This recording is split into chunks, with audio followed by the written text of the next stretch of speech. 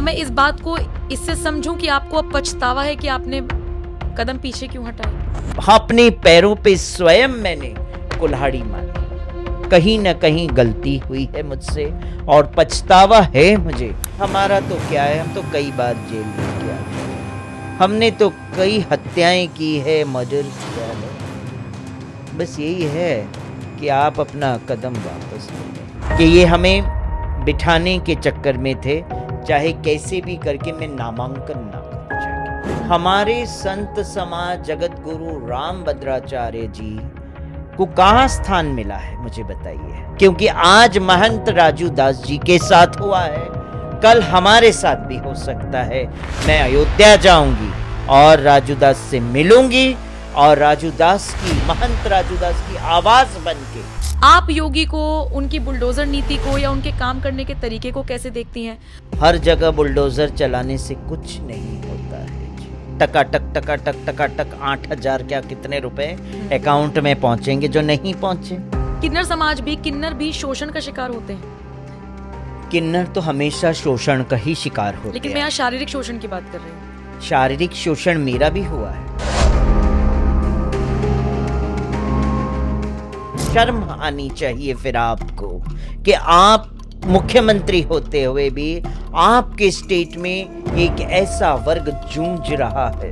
मुख्यमंत्री एकनाथ शिंदे ने घोषणा की कि हम 80 फ्लैट्स महाड़ा के किन्नर समाज को हम देंगे। Where is that quota? मुख्यमंत्री एकनाथ शिंदे बताएं।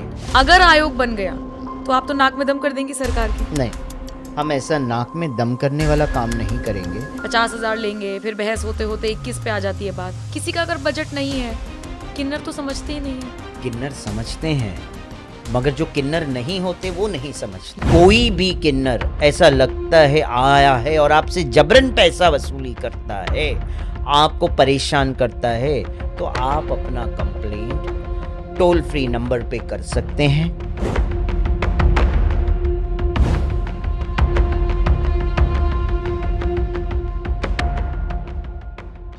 नमस्कार, स्वागत है आप सभी का। आप देख रहे हैं एनएमएफ न्यूज, आपके साथ मैं हूं नम्रता चौधरी। इन लोकसभा चुनावों में जब जिक्र आया बनारस का, यानी कि काशी का, यानी कि वाराणसी का, तो एक तरफ तो थे देश के प्रधानमंत्री नरेंद्र मोदी जो तीसरी बार चुनावी मैदान में थे, उनके सामने थे कांग्रेसी अजय राय, और नतीजे सामने आ चुके हैं। अजय राय हार गए हैं, लेकिन 1.5 लाख का मार्जिन रहा। और सोचिए, एक तरफ प्रधानमंत्री और दूसरी तरफ कांग्रेस के अजय राय, तो ये मार्जिन उस तौर पर काफी कम आंका जा रहा है। लेकिन इन सब के बीच एक नाम उठा, हिमांगी सखी का। यकीन मानिए, नाम जब उठा उसके बाद से चर्चा होने लगी कि खेल बदल सकता है, पलट सकता है। लेकिन प्रधानमंत्री के सम्मान को देखते हुए किन्नर महामंडलेश्वर हिमांगी सखी ने अपना फैसला वापस ले लिया। मैंने उनका इंटरव्यू भी उस वक्त किया था और उस वक्त उन्होंने यही कहा था कि चूंकि मैं प्रधानमंत्री मोदी का बहुत सम्मान करती हूं और इसीलिए यह फैसला मैं वापस ले रही हूं। लेकिन क्या वाकई में वो सिर्फ सम्मान की बात थी या फिर इसके पीछे कुछ और वजह थी? और अब जब चुनाव हो गए हैं, नतीजे आ गए हैं, 400 पार का नारा भी पूरा नहीं हुआ है, आज मेरे साथ हिमांगी सखी मौजूद हैं। स्वागत है हिमांगी जी आपका। प्रणाम। और मैं आपसे सबसे पहला सवाल यही पूछूंगी कि मेरे एक सहयोगी पेज, अभी तो आप एनएमएफ को देख रहे हैं, लेकिन मेरे सहयोगी पेज धर्म ज्ञान पर आपने मेरी सहयोगी से ये बात कही थी, आत्मदाह का आपने जिक्र किया था। 400 पार तो नहीं हुआ, लेकिन लोग आपको, आपके पड़ोसियों को, मुझे, मेरी सहयोगियों को वो रील भेज रहे हैं। क्या कहेंगे अब उस पर? मैं आपके एनएमएफ न्यूज चैनल के माध्यम से उन सब श्रोताओं को यही कहूंगी कि आत्मदाह की जहां बात आती है, मैंने कहा मैं मानती हूं और मैंने अपने जीवन में ये सबसे बड़ा आत्मदाह किया है जो मैंने लोकसभा प्रत्याशी के तौर पे अपना पैर वापस लिया। तो वो क्या आत्मदाह से बड़ा आत्मदाह नहीं है?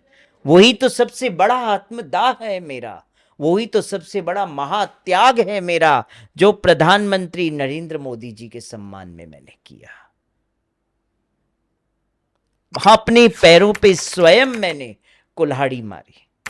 क्या मैं इस बात को इससे समझूं कि आपको अब पछतावा है कि आपने कदम पीछे क्यों हटाए? आज मैं पछतावा कर रही हूं। क्यों पछतावा है मुझे? कि जो मैंने सोचा, जो मेरे से वादा किया गया था, वो मेरा आज पूर्ण होते हुए नजर नहीं आ रहा है। इसीलिए आज मुझे ऐसा लगता है कि मैंने कहीं ना कहीं गलती हुई है मुझसे, और पछतावा है मुझे कि मुझे अपना पैर वापस नहीं लेना चाहिए। बीजेपी वाले आपके पास आए, आपको बहुत सम्मानित किया, लेकिन जो वादा किया कि किन्नरों को हम सम्मान देंगे, उस दिशा में आपको कोई कदम लग रहा है कि बढ़ा है या बढ़ेगा इन फ्यूचर छोड़ दें तो? जब से सरकार का शपथ समारोह हुआ, मंत्रिमंडल का गठन होके मंत्रिमंडल का भी शपथ ग्रहण हुआ, तो कहाँ उस शपथ समारोह में किन्नर समाज दिखा? क्या मैं दिखी वहां पे? क्या हमको मंत्रिमंडल में क्यों नहीं शामिल किया गया? हमने इतना बड़ा महात्याग किया बीजेपी सरकार के लिए। एम आई राइट और रॉन्ग? सबसे बड़ा महात्याग लोकसभा सीट का मैंने किया। उसके फल स्वरूप, उसके परिणाम स्वरूप हमको बीजेपी ने निराशा ही दी है। आशा का किरण मुझे तब लगा था कि मुझे कहीं ना कहीं स्थान मिलेगा। वो स्थान मुझे दिखता नजर कहीं नहीं आ रहा है। मुझे बिठाने के लिए भी कई सारे लोग आए, बीजेपी के कई कार्यकर्ता आए। मतलब आपसे ये कहने के लिए कि कदम पीछे खींचिए। हाँ जी, उसके लिए रात के 12 बजे, 1:30 बजे, 2 बजे एक व्यक्ति तो ऐसा आया, खैर मैं नाम बयान नहीं करूंगी, उन्होंने एक ही चीज कहा कि आप अपना कदम वापस ले लें, क्योंकि हमारा तो क्या है, हम तो कई बार जेल रह के आ चुके हैं। क्या बात कर रही हैं? हाँ, कई बार जेल रह के आ चुके हैं। हमने तो कई हत्याएं की है, मर्डर किया है। बस यही है कि आप अपना कदम वापस ले लें। किन्नर समाज के लिए हम भी प्रयास करेंगे कि कुछ न कुछ उनका उत्थान हो। तो क्या करें हम, मुझे बताइए। ये तो धमकी है सीधी सीधी। यही तो बात है। मैं किसको जाके ये बात बोलूं कि मेरे साथ इस तरह की बात कमरे में करके गए हैं बैठ के? तो मतलब हमारा ये है कि मैं कमरे से बाहर निकलूंगी और कोई ना कोई हादसा हो जाएगा हमारे साथ।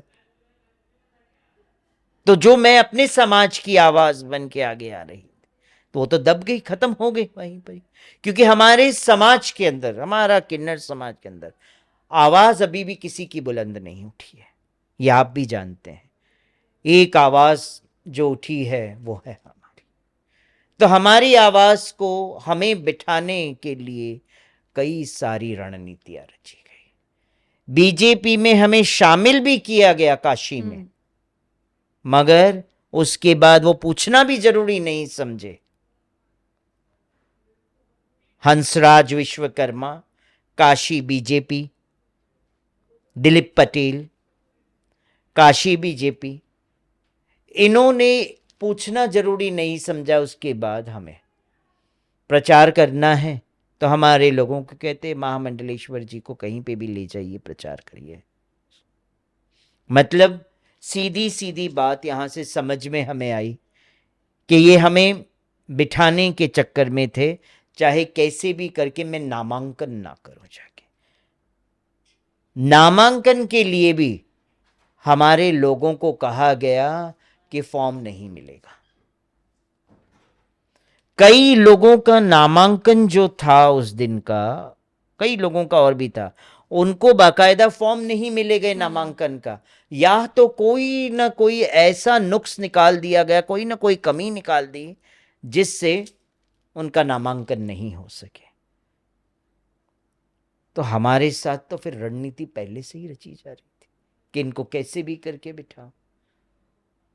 जिस व्यक्ति ने इनडायरेक्टली आके मुझे ये कहा कि हम तो जेल में रह के आ चुके हैं, हमने कई मर्डर किए हुए, हमें कोई फर्क नहीं पड़ता है, हमारा तो यही कहना है, हम आपके सपोर्ट में खड़े हैं, आप बैठ जाइए, शांति रखिए, आपको क्या चाहिए हम सरकार से दिलाएंगे, हाईकमांड से हम बात करेंगे। और अब तक कोई बात नहीं है? कोई बात। आपको नहीं लगता किन्नरों के साथ छल करना, साधु संतों के साथ छल करना, शंकराचार्यों को साइडलाइन कर देना, That is so अंजाम bad. अंजाम भुगत लिया अयोध्या में? ये अंजाम दिख रहा है जब आप अयोध्या नगरी सजी, अयोध्या प्रभु राम लला का प्राण प्रतिष्ठा में बैठे, हमारे संत समाज जगत गुरु राम भद्राचार्य जी को कहाँ स्थान मिला है, मुझे बताइए। हम और आप सब देखें, बिल्कुल। जिन्हें अंदर बिठाना चाहिए था, राम लला के प्राण प्रतिष्ठा में शामिल अंदर गर्भगृह में होना चाहिए था, उनको बाहर कुर्सी पे बिठा दिया गया। एम आई राइट और रॉन्ग? शंकराचार्य, 4 पीठ के शंकराचार्य हमारे धर्म के प्रधानमंत्री कहे जाते हैं, मैं उनको प्रणाम करती हूँ। तो हमारे वो 4 पीठ के शंकराचार्यों को अभी इग्नोर किया गया, किया ना? कहाँ थे? आप स्वयं गर्भगृह में गए, आपने प्राण प्रतिष्ठा पूजा आपने की।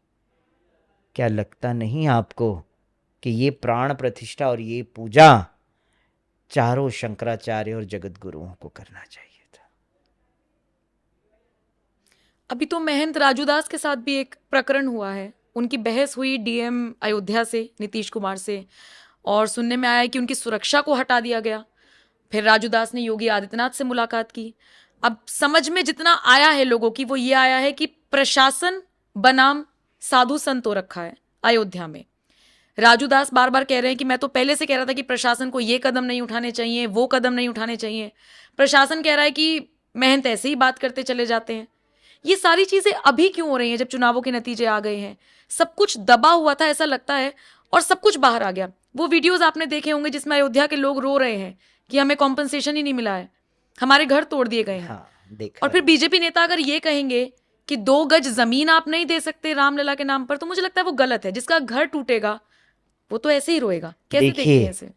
रामलला ने कभी ये नहीं कहा है कि मेरा महल बनाने के लिए बिल्कुल मेरे भक्त का घर टूटे। रामलला कहते हैं मैं तो झोपड़ी में भी खुश हूं, मगर मेरा भक्त, मेरे अयोध्यावासी सुख शांति से जिए। प्रभु राम राज्य के समय में भी अयोध्यावासी सुखी थे, और आज अयोध्या की सड़कों का निर्माण डेवलपमेंट के नाम से अयोध्या वासियों का घर टूटा, मगर उन्हें घर के बदले घर नहीं मिला। पहले हम कहते हैं कि किसी का घर तोड़ते हैं उससे पहले उनको बसाया जाता है। पहले उनको बसाना चाहिए था आपको, तब ये डेवलपमेंट करना चाहिए था। आपने धड़ाधड़ बुलडोजर चलाए, तोड़ दिए, चाहे मंदिर हो वहाँ पे, चाहे मस्जिद हो, चाहे मज़ार हो, चाहे लोगों के घर हो, ये नहीं सोचा आपने, बुलडोजर चला दिया। ठीक है, तो उसका परिणाम तो आपने देख लिया, अयोध्या से बीजेपी गई। तो ऐसा नहीं होना चाहिए था। महंत राजूदास जी, इनके साथ जो प्रशासन ने किया, मैं प्रशासन का पूर्ण खंडन करती हूं, क्योंकि आज महंत राजूदास जी के साथ हुआ है, कल हमारे साथ भी हो सकता है, कल अन्य साधु संतों के साथ भी हो सकता है। इसीलिए उसकी आवाज मैं उठाऊंगी, मैं अयोध्या जाऊंगी और राजूदास से मिलूंगी, और राजूदास की, महंत राजूदास की आवाज बन के वहां शंख नाद करूंगी कि प्रशासन क्षमा मांगे महंत राजूदास जी से। बुलडोजर का आपने जिक्र किया, हम अयोध्या का जिक्र कर रहे हैं। एक थ्योरी निकलकर सामने आई है कि योगी आदित्यनाथ, जिनको हम महंत के तौर पर जानते आए थे, अब तो मुख्यमंत्री हैं खैर, उनको हटाया जाएगा उत्तर प्रदेश से। पहले भी ये थ्योरी चली चुनावों से पहले, फिर यूपी में सीटें गिरी, वो भी हमने देखा। अब तो सीधा सीधा कहा जा रहा है, पत्रकार, बड़े बड़े पत्रकार सवाल उठा रहे हैं कि अमित शाह की और योगी की ठन गई है, और कुल मिलाकर बात ये निकाली जा रही है कि योगी को 27 से पहले साइडलाइन कर दिया जाएगा। इसे कुछ लोग योगी का अनादर कह रहे हैं, कुछ लोग कह रहे हैं कि ये तो गुजरात लॉबी है जो उन्हें साइड कर रही है। आप योगी को, उनकी बुलडोजर नीति को या उनके काम करने के तरीके को कैसे देखती हैं, और क्या आपको लगता है कि उनको साइड करना इतना आसान होगा? देखिए, मैं ज़्यादा कुछ इसमें नहीं कहूँगी, मगर ये कहूँगी, बुलडोज़र नीति कई जगह पे ठीक भी है तो कई जगह पे नहीं भी है। बुलडोज़र वहाँ चलाया जाना चाहिए जहाँ ज़रूरत है। हर जगह बुलडोज़र चलाने से कुछ नहीं होता है जी। आपने आज मुख्यमंत्री होने के कार्यकाल में आपने जितने बुलडोज़र चलाए, चला लिए, ठीक है। आने वाले कार्यकाल में जब कोई और मुख्यमंत्री रहेगा तो वो किस किस पे बुलडोज़र चलवाएगा? आपने मस्जिदों पे भी बुलडोज़र चला दिया। मैं आपको गलत नहीं कहती हूँ, मगर उधर उस पे बुलडोज़र चलाने से पहले वो अवैध, अगर आप कहते हैं वो जगह अवैध है, वो मस्जिद अवैध है, या मंदिर अवैध है, या घर अवैध है किसी का, तो प्रशासन से उससे रिपोर्ट मांगनी चाहिए थी कि नगर पालिका प्रशासन ने परमिशन दी है। आपने तो क्यों परमिशन दी, किस बेस पे परमिशन दी, कितना पैसा आपने खाया है परमिशन देने के लिए, वो अवैध निर्माण के लिए? तो आप सबसे पहले उनके घर पे बुलडोजर चलाते। एम आई राइट और रॉन्ग? उनके घर पे आप बुलडोजर चला देते एक बार। अब वो जो अवैध निर्माण है तो वहां से उठा के आप कहीं और बसा देते। आपने तो चला दिया छोटे छोटे मंदिरों पे भी बुलडोजर, तो बड़े बड़े मस्जिदों पे भी बुलडोजर। आप तो चला के आपका कार्यकाल जब खत्म हो जाएगा आप साइड हो जाओगे। भोगना आम जनता को पड़ेगा जी। मैं गलत बोल रही हूं तो बताइए ना। आप तो अपनी वीवीआईपी में बैठे हैं, सिक्योरिटी के साथ बैठे हैं, आपको कोई उंगली नहीं उठाएगा। मगर जो सड़क पे रह रहा है व्यक्ति, उसके और उसके परिवार के साथ आने वाले टाइम में क्या होगा? मुझे उसका जवाब दीजिए। मुख्यमंत्री का मतलब है, शास्त्रों में कहते हैं कि सर्वधर्म परित्याजे माम एकम शरणम व्रजा। सर्वधर्म परित्याजे, आइए सारे धर्म आप सब कुछ छोड़ एक बार हमारी शरण में आइए, त्यागिए, आइए।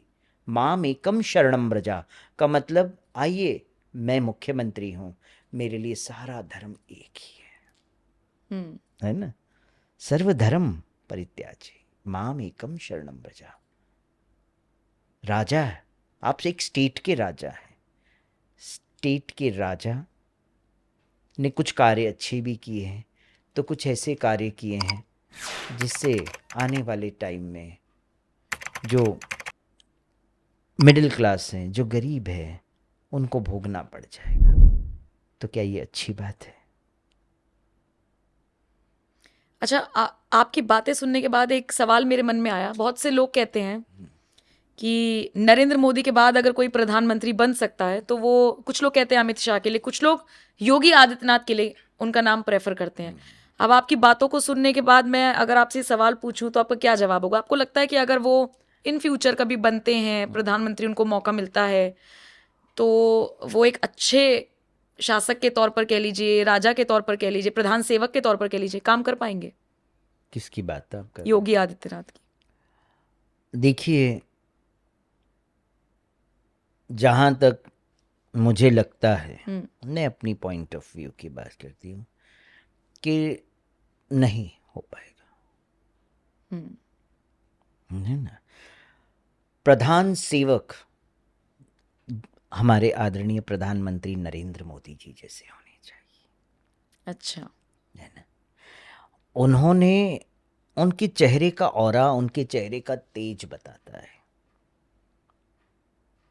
कि हाँ, उनकी तरह प्रधानमंत्री होना चाहिए। और आने वाले टाइम में मैं तो यही कहूंगी कि अब समय है किन्नर समाज का।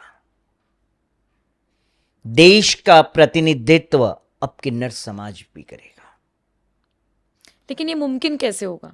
आपने कहा, मैंने सुना, उतना इजी नहीं होने वाला, क्योंकि अगर मैं यहाँ पर भी 4-5 लोगों से बात करूं या मैं बाहर जाकर बात करूं तो ये बात लोगों को हजम नहीं होगी। आप मानेंगे इस बात को? ये भेदभाव आपने देखा होगा, अपने साथ आपको महसूस हुआ होगा। मान्य कोई करते हैं। किन्नर हमारा प्रतिनिधित्व करेगा तो लोग तो ऐसे बवाल काट देंगे। कैसे समझाएंगे लोगों को? कैसे शुरुआत होगी इसकी? देखिए, किन्नर जो है उसे किस चीज का लालच? समाज भी जानता है, किन्नर समाज के बारे में पूरा विश्व जानता है, बड़ी खुली किताब है। बिल्कुल। है ना? आदरणीय प्रधानमंत्री जी कहते हैं कि मैं झोला छाप हूं, तो किन्नर भी झोला छाप है। अर्धनारेश्वर शिव का रूप है, शास्त्रों में उनके बारे में वर्णन है। तो समाज ये जानता है कि किन्नर समाज, किन्नर धर्म गुरुओं को कोई लालच नहीं है। वो अपना जीवन समर्पित करते हैं समाज के लिए। अगर उनके दर पे भी जाते हैं तो आशीर्वाद देते हैं, दुआएं देते हैं और उनके लिए आशीर्वाद ही, बिल्कुल। तंदुरुस्त जीवन की कामना करते हैं। तो ये समाज जानता है, उन्हें बताने की हमें जरूरत नहीं है। और समाज देख भी रहा है कि हमारे देश में चल क्या रहा है। पॉलिटिक्स के नाम से, पॉलिटिक्स के नाम से घरों का विध्वंसीकरण हुआ ना। पॉलिटिक्स के नाम से मंदिर मस्जिद का भी विध्वंसीकरण होने लगा। पॉलिटिक्स के नाम से लोगों का शोषण होने लगा। हमारे सामने उदाहरण है, टकाटक टकाटक टकाटक 8,000 क्या कितने रुपए अकाउंट में पहुंचेंगे जो नहीं पहुंचे। एम आई राइट और रॉन्ग? है ना? एक एजुकेटेड व्यक्ति, ऑक्सफोर्ड में पढ़े हैं व्यक्ति को यह शोभा नहीं देता, मगर खुद को सत्ता में आने के लिए समाज का शोषण हुआ ना। झूठ के बल पे कभी भी कुर्सी हासिल नहीं की जा सकती है। आज नहीं तो कल उसका खामियाजा सबको भुगतना पड़ेगा। कांग्रेस भोग रही है आज। अब हमारी बीजेपी सरकार भी भोगने लगी। क्यों? उन्होंने भी, उनके कार्यकर्ताओं ने क्या किया? अयोध्या में क्या हुआ? बनारस काशी में कॉरिडोर के नाम से क्या हुआ? प्रधानमंत्री जी को सब कुछ नहीं पता है ना। जितना उनको बताया गया, जितना गृह मंत्री को पता चला, उतना ही बाकी कार्यकर्ता अपने हिसाब से कार्य करते हैं। मुआवजा मिला होगा केंद्र से, पहुंचा नहीं होगा, पहुंचा तो जेब में होगा। और उनके बड़े बड़े बंगले बन गए होंगे, बैंक बैलेंस बन गया होगा। तो ये प्रशासन की जिम्मेदारी थी कि वहां से कुछ आया है तो वहां तक पहुंचाए। तो ये प्रशासन कहीं ना कहीं प्रशासन करप्टेड है, इसकी वजह से ये सब हुआ ना। तो आज बीजेपी को उसका खामियाजा भोग रही है। ठीक है, मैं किन्नर समाज को लेके, आपको लेकर कुछ सवाल पूछूंगी, लेकिन उससे पहले मुझे प्रदीप मिश्रा के बारे में आपसे चर्चा करनी है। प्रदीप मिश्रा हो गए जो राधा रानी को लेकर विवादित बयान देते हैं। कुमार स्वामी को आपने सुना ही होगा, जो हिंदुओं को चोर उचक्का बता रहे हैं और कृष्ण जी को लेकर सवाल उठा रहे हैं। साधु संत या कथावाचक अगर इस तरीके की भाषा का इस्तेमाल करेंगे हमारे इष्ट देवों के लिए, भगवान के लिए, तो किन्नर समाज कैसे जवाब देगा? किन्नर समाज जिस तरह से कथावाचक प्रदीप मिश्रा ने राधा रानी के बारे में जो शब्दों का उच्चारण किया है, मैं नहीं करूंगी अपनी जीवा से वो उच्चारण। उनको सोच समझ के तोल मोल के ये बात करनी चाहिए थी कि आप जब बोल रहे हो तो राधा रानी कौन है? पूरे ब्रज मंडल की अधिपति है राधा रानी। आप शिव पुराण कथा करते ना, आपका विषय है शिव पुराण, तो आप वहीं तक सीमित रहते। आपने क्यों राधा रानी जी का उल्लेख किया उसके अंदर? क्या जरूरत आन पड़ी आपको? आपने जो बोला वो महा अपराध है जो हम भी नहीं अपने मुख से निकाल सकते हैं। राधा रानी जी के बारे। आज हम ब्रजमंडल में जाते हैं तो वहां कृष्ण के नाम ज्यादा नहीं लिया जाता है, सिर्फ राधे नाम लिया जाता। राधा मेरी स्वामिनी, मैं राधे को दास, जन्म जन्म मोहि दीजो, श्री चरणन तेरो आस। ये ब्रजमंडल में लोग गाते हैं। आप कथाकार हैं तो आप इस तरह की बातें कथावाचकों को शोभा नहीं देता है। आज हम देखते हैं प्रदीप मिश्रा जैसे कई कथाकार हैं, कथा करने का एक मोल लगा दिया है उन्होंने। मुझे बोलते हुए अच्छा नहीं लगता है, माफी चाहती हूं मैं, बट ऐसा कथा बहुत अनमोल होती है, उसका कोई मोल नहीं लगाया जाता है। मैं भी भागवत कथा करती हूँ, भगवत गीता के ऊपर भी कथा करती हूँ।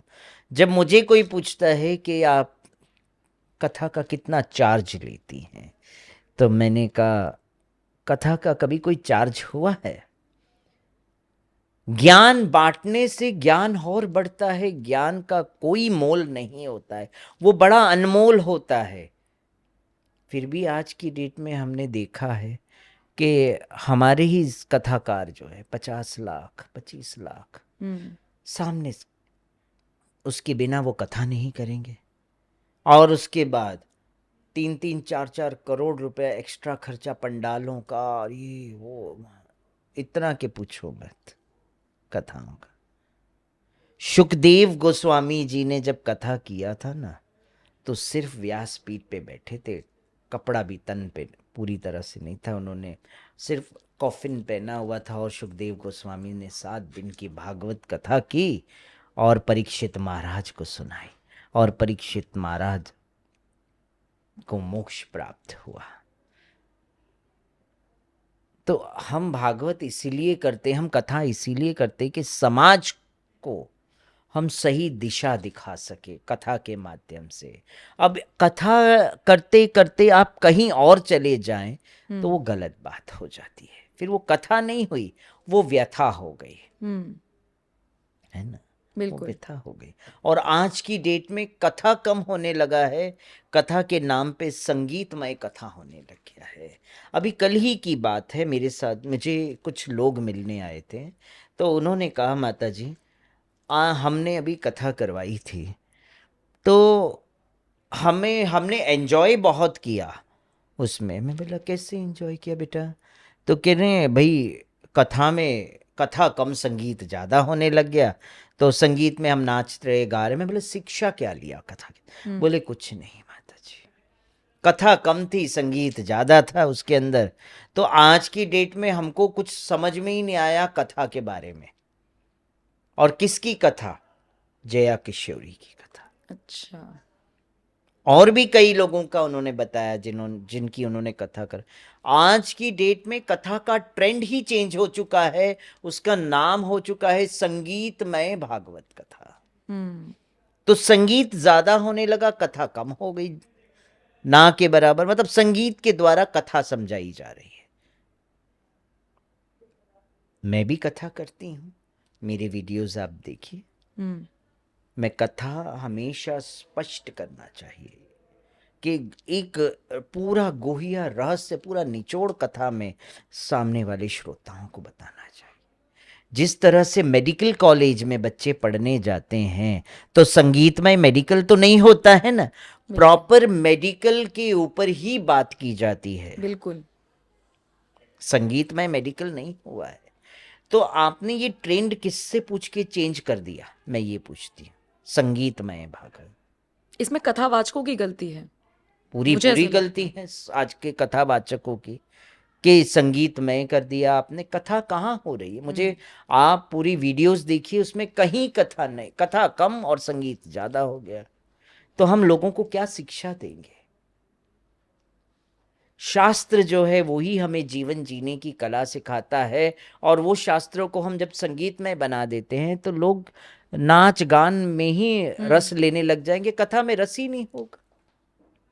और रही बात कुमार स्वामी की, तो कुमार स्वामी ने एक वीडियो जारी किया और उसमें भगवान श्री कृष्ण मेरे सखा, जिन्हें पूरा विश्व पूजता है, भगवान श्री कृष्ण को, अखिल कोटि ब्रह्मांड के नायक भगवान श्री कृष्ण को उन्होंने चरित्रहीन कह दिया।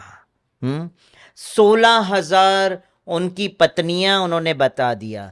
तो मैं इस चैनल के माध्यम से यही कहूंगी कि कुमार स्वामी, आपकी मेंटालिटी कंटामिनेटेड हो चुकी है। आप स्वयं कंटामिनेटेड है, आप स्वयं चरित्रहीन है। इसीलिए आपने अखिल कोटि ब्रह्मांड के नायक हमारे सखा भगवान कृष्ण को चरित्रहीन कहा। तो फॉर योर काइंड इंफॉर्मेशन मैं यही कहूंगी कि 16,000 जो रानियां से भगवान श्री कृष्ण ने विवाह नहीं किया था, जितनी रानियां उतने भगवान श्री कृष्ण ने स्वरूप लिए, और वो अलग अलग स्वरूप में भगवान के जो अलग अलग स्वरूप थे, वो स्वरूपों ने उन रानियों के साथ विवाह किया था। और आप जहां तक भोग विलास की बात करते हैं, तो मैं आपको बता दूं, कुमार स्वामी कितने भोगी और विलासी है वो जानते हैं, और हम भी जानते हैं उन्होंने कितने क्या क्या कार्य नहीं किए हैं।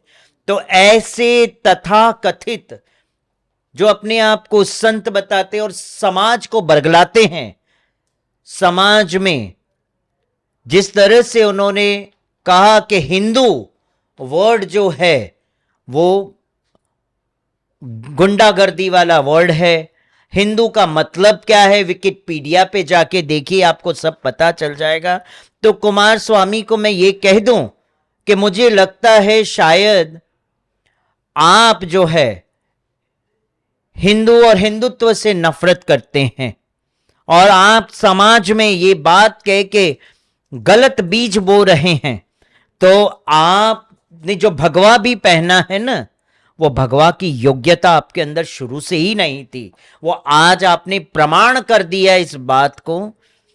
और मैं समाज से और सब संतों से यही विनती करती हूं, ऐसे तथाकथित कुमार स्वामी को के ऊपर कार्रवाई हो और उन्हें कोर्ट में खड़ा कर दिया जाए कि किस तरह का बयानबाजी जो उन्होंने की है हमारे अखिल कोटि ब्रह्मांड के नायक श्री हरि कृष्ण के ऊपर, और हिंदू समाज को बताया गया एक गाली है। अच्छा, अब मैंने आपसे कहा था कि थोड़े हम किन्नर समाज को लेके बात करेंगे। मुझे आपसे जानना है कि अगर आप बताना चाहें, ये कौन सी परेशानियां हैं जो किन्नर समाज को फेस करनी पड़ती हैं, अब तक आप फेस कर रहे हैं, और आपको उसका समाधान चाहिए ही चाहिए। जैसे फॉर एग्जाम्पल जो मैंने फेस किया वो ये, हमें तो बचपन से यही बताया गया है कि किन्नर समाज का आशीर्वाद मिल जाए, वो 1 रुपए का सिक्का जो आपने मुझे अभी दिया वो मिल जाए, तो वो बहुत आपके लिए शुभ वाली चीज़ें हैं। या कहीं पे भी आपको किन्नर दिखें तो आप उनको 10-20 रुपए दे दें, बसों में होते हैं, आपको मिल जाते हैं हमें कई बार। मैंने जो चीज़ फेस की कि कुछ लड़कों को मैंने देखा जो एकदम प्रॉपर उसी तरीके से बनकर आ गए, अपने आप को किन्नर दिखाया और एक रोजगार का धंधा उन्होंने इसे बना लिया।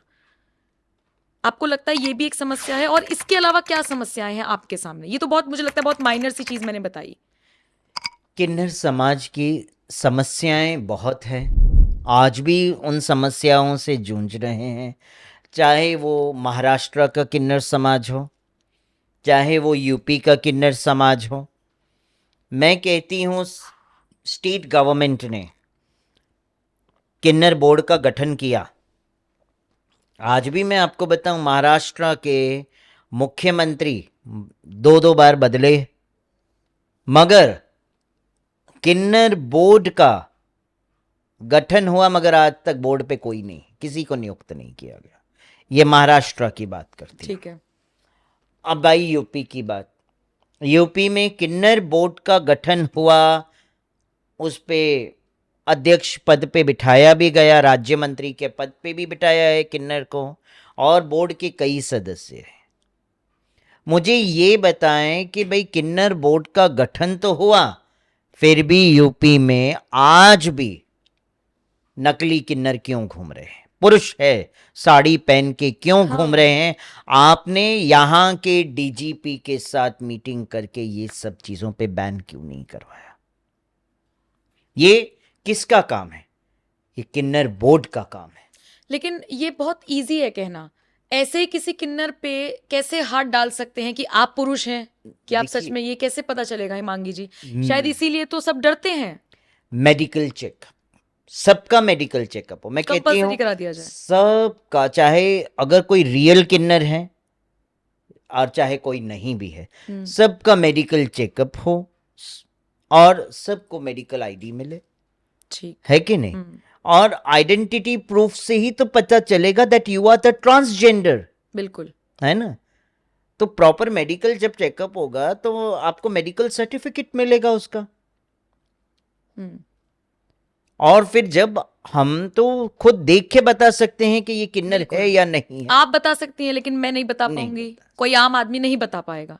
नहीं है, आम आदमी बता सकता है, देख के भी उन्हें भी पता चल जाता है कि यहाँ कुछ गड़बड़ है। लेकिन हम मैं मुंबई में देखती हूँ, हाईवे के ऊपर कई ऐसे पुरुष हैं जो विग लगा के रात के 12 बजे, है ना, मेकअप, पूरा ऐसा मेकअप करके खड़े रहते हैं। रियल किन्नर कभी प्रोस्टिट्यूशन के लिए हाईवे पे नहीं खड़ा एग्जैक्टली ये मेरे को आपसे पूछना था। हम चूंकि इस वक्त नोएडा में बैठे हैं, मैं सेक्टर 62 के आसपास की बात कर रही हूँ। ये मेरा खुद का एक्सपीरियंस है। मेरी शिफ्ट खत्म हुई, 12 बजे मैं लौट रही थी अपनी कैब से, तो मैंने 2 किन्नरों को देखा जो बहुत एकदम चमक धमक मेकअप के साथ खड़े हुए थे। साथ में कुलीग थे, तो पूछा कि ये क्या है, तो उन्होंने इनडायरेक्टली समझाया कि ये लोग यहाँ गलत काम करते हैं। तो मेरे मन में एक छवि आई किन्नरों को लेके। ये काम होता है क्या सच में, ये बताइए। और दूसरा, क्या किन्नर समाज भी, किन्नर भी शोषण का शिकार होते हैं? किन्नर तो हमेशा शोषण का ही शिकार होते हैं। लेकिन मैं यहाँ शारीरिक शोषण की बात कर रही हूँ। शारीरिक शोषण मेरा भी हुआ है। मैं जब छोटी थी ना, तो मेरा भी शारीरिक शोषण हुआ है, जिसे कहते हैं चाइल्ड अब्यूज। मेरा भी शोषण हुआ है, मैं बहुत बुरे दौर से गुजरी हूँ। तो मैं जानती हूँ कि किन्नर समाज और किन्नरों का शोषण तन मन और धन तीनों चीज से समाज में कई लोग करते हैं।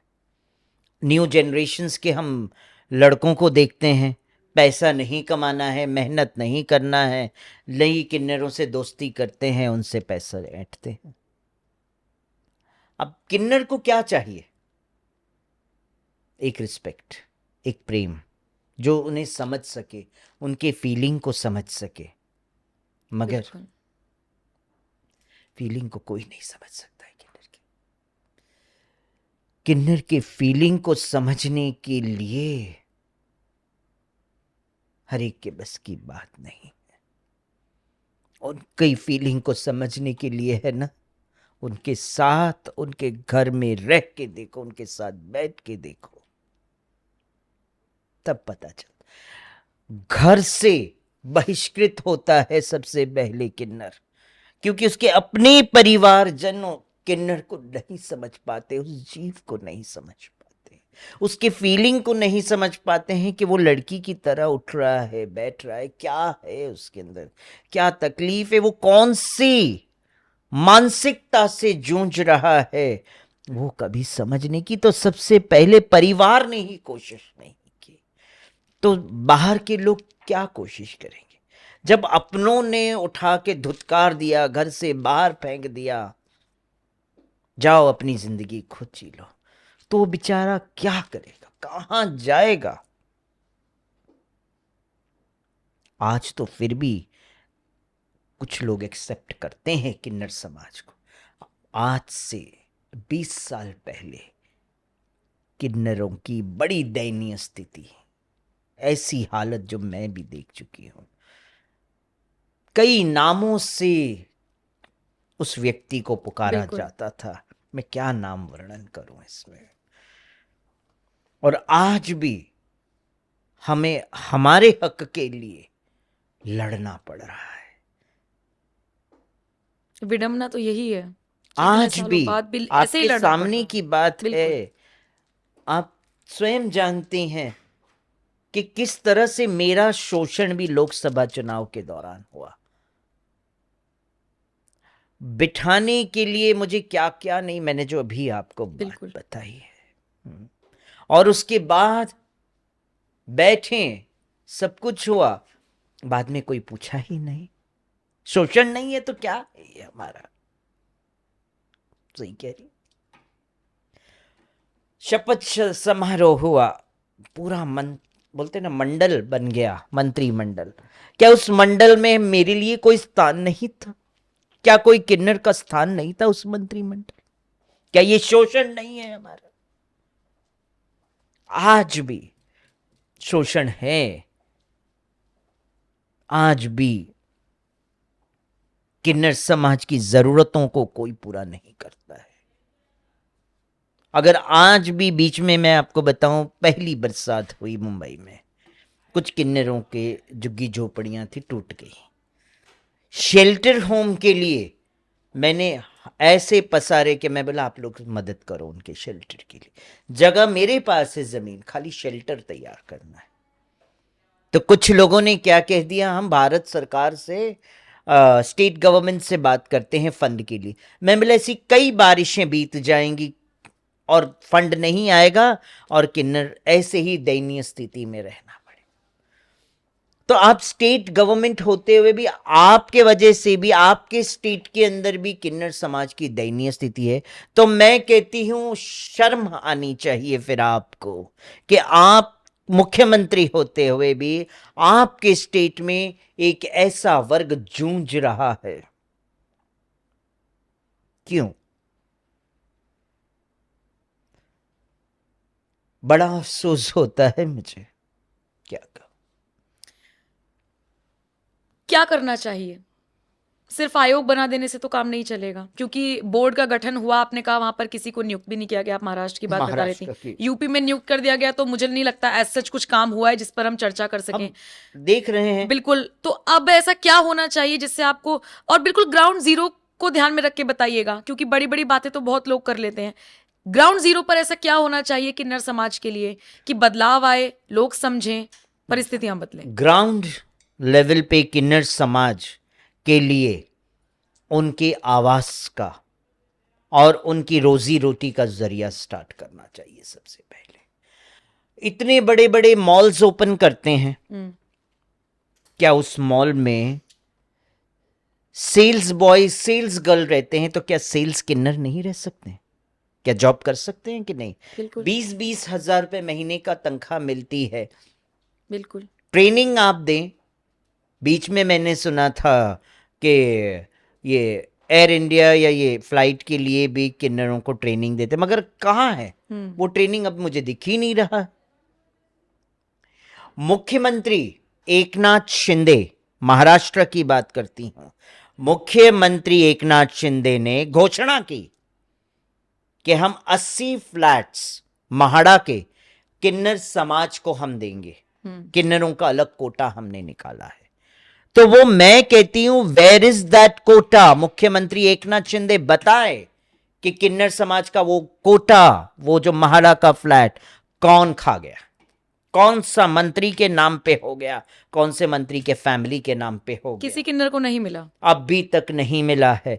हमने स्वयं लेटर डाला है मुख्यमंत्री के, आनंद डीगे के ऑफिस में जाके पर्सनली मैंने मुख्यमंत्री एकनाथ शिंदे के पीए को दिया है लेटर।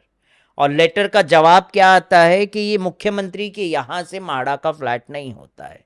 तो मैं कहती हूं आपको ये स्पष्ट करना चाहिए था कि किन्नर समाज कैसे वो फ्लैट को प्राप्त कर सकता है, आवास को कैसे वो प्राप्त कर सकता है।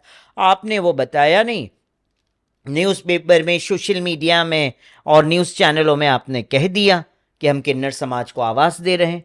तो कहाँ हैं? किस किस को दिया है आवास आपने? उसके लिए मैं आंदोलन करूंगी मुंबई जाके। मुख्यमंत्री आवास के बाहर मेरा यह आंदोलन होगा और मेरे समाज को लेके होगा आंदोलन, क्योंकि जब तक हम आवाज नहीं उठाएंगे तब तक हमारा हक हमें नहीं मिलेगा। जब जब आवाज उठी है तब तब हक मिलता रहा है। लेकिन यही तो डर है, इसी बात का तो डर है। किन्नर आयोग बना देंगे या किन्नरों के लिए कुछ अलग से कर देंगे तो फिर कोई और खेमा आ जाएगा कि हम भी अल्पसंख्यक है या हमें इस चीज से दिक्कत है। कोई और जाति आ जाएगी, कोई और मतलब ये कह लीजिए दिव्यांग आ जाएंगे कि हमें भी ये चीज चाहिए। दिव्यांग के लिए आयोग बना है। आपने नितिन गडकरी का बयान सुना होगा, मैं आपको बताती हूँ मैं किस संदर्भ में कह रही हूँ। उनसे किसी पत्रकार ने कहा कि सर टोल फ्री करवा दीजिए, पत्रकारों को बड़ी दिक्कत होती है। उन्होंने कहा ये फ्री व्री का मेरे पास मत आना, सर्विस चाहिए तो आपको पैसे देने होंगे। आज पत्रकार वर्ग आ रहा है, कल को दिव्यांग आ जाएंगे, परसों को स्टूडेंट्स आ जाएंगे। उसी सेंस में मैं पूछ रही हूँ, आज किन्नर समाज के लिए ऐसे आवाज उठेगी कि आयोग बना दीजिए तो कल को कोई और उठकर आ जाएगा। देखिए, विकलांगों का आयोग बना है, ठीक है, महिलाओं का भी तो आयोग ठीक बन है। गया ना। महिलाओं ने आवाज उठाई तब आयोग अब बना। फिर पुरुष भी आ जाएंगे, हमारा भी आयोग बनाइए, हम भी प्रताड़ित हैं। क्या पुरुष किन्नर है? नहीं, किन्नर तो महिलाएं भी नहीं है। नहीं, एक चीज है, महिलाओं के लिए बहुत जरूरी था आयोग बनना। लेकिन आपको नहीं लगता क्योंकि पुरुष भी कहीं ना कहीं शोषित हैं? देखिए, पुरुष अब जाके शोषित हुए जब से महिला आयोग बन गया उस तभी जाके शोषण होने लगा है पुरुषों का। और पुरुषों का शोषण देखिए आज होने लगा है, पहले नहीं होता था पुरुषों का शोषण। एम आई राइट और रॉन्ग? पहले नहीं होता था, आज पुरुषों का शोषण होने लगा है। तो क्यों होने लगा है ये शोषण, ये सरकार बताए ना। अच्छा, आपको लगता सारे है अधिकार अगर महिलाओं को आप दे देंगे हम्म। तो पुरुषों का अस्तित्व खत्म हो गया, पुरुषों का पुरुषत्व खत्म हो गया। अब पुरुष जो है उनको कहीं नौकरी नहीं मिलती है, कहीं जॉब नहीं मिलता है। हर जगह लड़कियों को जॉब मिल जाता है, हर जगह स्त्रियों को आगे कर दिया जाता है। अच्छे अच्छे पोस्ट पे आज की डेट में लड़कियों को बिठा दिया है, महिलाओं को बिठाया गया। क्यों बिठाया है महिलाओं को? कहीं ना कहीं कुछ तो बात है ना। क्या आपने पुरुष को इग्नोर करके महिला को आगे बढ़ाया? अच्छी बात है, हम तो कहते हैं मातृत्व, जो कहते हैं ना, मातृत्व को आगे बढ़ाना जरूरी है। मगर वो मातृत्व एक घर की गृहिणी भी है। घर की गृहिणी घर की शोभा होती है। मगर आज के टाइम में महिला और पुरुष साथ में कदम से कदम मिला के चलना भी ज़रूरी है। मगर इसका मतलब ये नहीं है कि पुरुष का शोषण महिला करे या पुरुष महिला का शोषण करे। मैं दोनों की बात करती हूँ, मैं एक पंथ की बात नहीं करती हूँ। और जहाँ तक आयोग की बात है, आप भी जानते हैं और पूरा विश्व, पूरा समाज भी जानता है कि किन्नर समाज के लिए आयोग बनना बहुत ज़रूरी है। क्योंकि आयोग होगा तो हर स्टेट लेवल पे आयोग के द्वारा ही कार्य होगा। और वो बोर्ड भी जो है आयोग के अंडर आना चाहिए। आयोग ही सारे बोर्ड का निर्माण करे हर स्टेट का, और आयोग पूरा अपडेट ले किन्नरों के उत्थान के लिए। आप स्टेट के बोर्ड जो हैं उन्होंने क्या क्या कार्य किया उसका अपडेशन दें। अच्छा, अब देखिए, अभी तक आयोग बना नहीं है और आप जबरदस्त तरीके से अपनी बात रखती हैं, लोग आपको सुनते हैं, तमाम बड़े बड़े संस्थान आपको बुलाते हैं, आपसे बात करते हैं।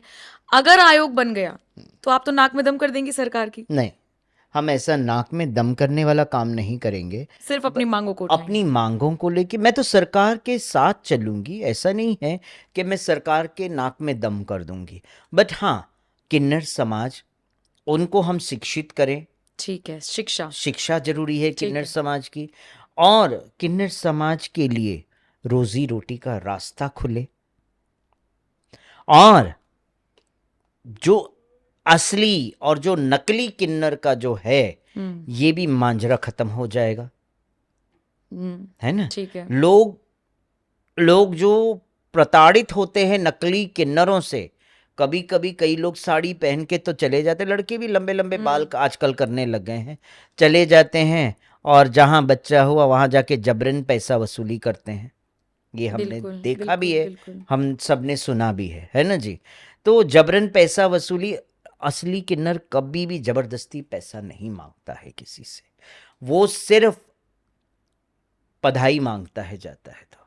और उसकी बधाई क्या होती है? 2100 5000, उससे ऊपर नहीं। और वो भी नहीं मांगेगा तो उसके परिवार का भरण पोषण कैसे होगा? अच्छा, अगर कोई किसी के घर में लड़का हुआ है, बहुत कॉमन सा हम आपके बीच का सवाल पूछूंगी, किसी के घर में लड़का हुआ है और वहां पर मैंने खुद किन्नरों को बहुत हल्ला करते हुए देखा है, 50,000 लेंगे, फिर बहस होते होते 21 पे आ जाती है बात। किसी का अगर बजट नहीं है, किन्नर तो समझते ही नहीं है। किन्नर समझते हैं मगर जो किन्नर नहीं होते वो नहीं समझते। यही चीज अवेयर होने की बहुत और जरूरत है लोगों को। अवेयरनेस के लिए मैं आपके एनएमएफ चैनल के माध्यम से यही कहूंगी, जब आपके दरवाजे पे कोई भी किन्नर ऐसा लगता है आया है और आपसे जबरन पैसा वसूली करता है, आपको परेशान करता है, तो आप अपना कंप्लेंट टोल फ्री नंबर पे कर सकते हैं और उनके खिलाफ कार्रवाई हो सकती है देखिए कितनी अच्छी बात। और मेडिकल जांच हो उनकी। मुझे आपकी ये बात सबसे अच्छी लगी, क्योंकि एक किन्नर होकर, किन्नर महामंडलेश्वर होकर एटलीस्ट आपने ये नहीं कहा कि कोई बात नहीं, अपना हक ही तो मांगते। आपने कहा अगर किन्नर नहीं है या फिर हंगामा करते हैं, जो कि हम लोग देखते आए हैं, तो उसमें क्या आपको करना चाहिए। ये चीज बहुत अच्छी है। एक आखिरी सवाल बस यही, देश के लोगों के लिए जो इस वक्त आपको सुन रहे हैं, अपने किन्नर समाज के लिए आप क्या मैसेज देंगी, उन लोगों से क्या अपील करेंगी और क्या चाहती हैं सरकार से? क्योंकि अब तो गठबंधन की सरकार है, अब तो बहुत फैसले मनमानी वाले नहीं चलने वाले। सही कहा तो आपने। हो सकता है अगर आप कुछ कहें और बात पहुंचे तो सोच विचार हो। देखा नहीं अग्निवीर पर अब मंथन चल रहा है।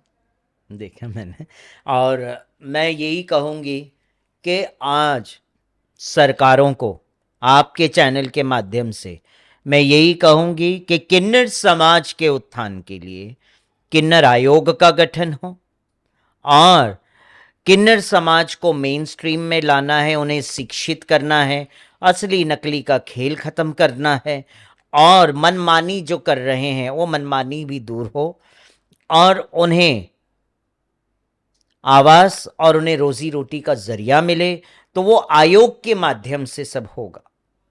आयोग का गठन होना जरूरी है और मैं आपके चैनल से मांग करती हूं कि किन्नर आयोग का गठन हो और उस आयोग का नेतृत्व हम करेंगे स्वयं, और किसको हमें जोड़ना है, किससे क्या करना है, स्टेट लेवल पे बोर्ड का गठन हो, वो आयोग करे फिर। ये मेरी मांग है और पूरे समाज से मैं बस यही हाथ जोड़ के विनती करती हूं कि किन्नर समाज का सहयोग करे, जितना हो सके उतना आप सहयोग करें। किन्नर समाज जीती भी आपके लिए है, मरेगी आप ही के लिए। किन्नर तो कोई लालच नहीं है किन्नर समाज को। आपको अगर ऐसा लगता है कि आपके द्वार पे अगर कोई किन्नर के रूप में आता है और आपसे जबरन पैसा वसूली करता है, आपके साथ बदतमीजी करता है या कुछ गलत होता है, तो आप टोल फ्री नंबर पे फोन करें और शिकायत दर्ज करें और उनके ऊपर तुरंत एक्शन होना चाहिए। ये पुलिस प्रशासन का कर्तव्य बनता है कि समाज की सुरक्षा, परिवारों की सुरक्षा करना पुलिस प्रशासन का कर्तव्य बनता है।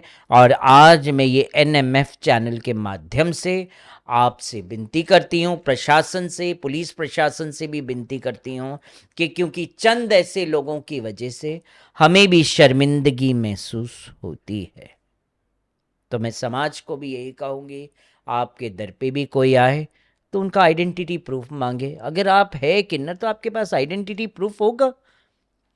बिल्कुल। आधार कार्ड, पैन कार्ड आजकल ट्रांसजेंडर्स के पास, सबके पास है। अगर आप रियल में ट्रांसजेंडर है तो नहीं है तो आपका मेडिकल जांच हो, बिल्कुल, पुलिस प्रशासन मेडिकल जांच करे उसकी, है ना। मैं हित की भी बात करती हूं और गलत है तो मैं गलत की भी पक्ष नहीं लूंगी। इसीलिए लोग आपको सुनते हैं। अब सुनते तो हैं, लेकिन समझिए भी और बताइए जरा कमेंट सेक्शन में ये इंटरव्यू आपको कैसा लगा, हिमांगी सखी की बातें आपको कैसी लगी, गलत सही का फर्क उन्होंने समझाया, अपने समाज के लिए भी, देश में जो कुछ भी हो रहा है उसके लिए भी। जरा बताइए कमेंट सेक्शन में ये इंटरव्यू आपको कैसा लगा। और हाँ, अगर आपका कोई सवाल हो तो कमेंट सेक्शन में छोड़िएगा। उम्मीद करेंगे नेक्स्ट सेशन में जब मुलाकात होगी और ऐसे बैठेंगे तो वो सवाल मैं यहाँ तक पहुंचाऊंगी। बहुत बहुत शुक्रिया हिमांगी जी मेरे साथ जुड़ने के लिए। नमस्कार। नमस्कार।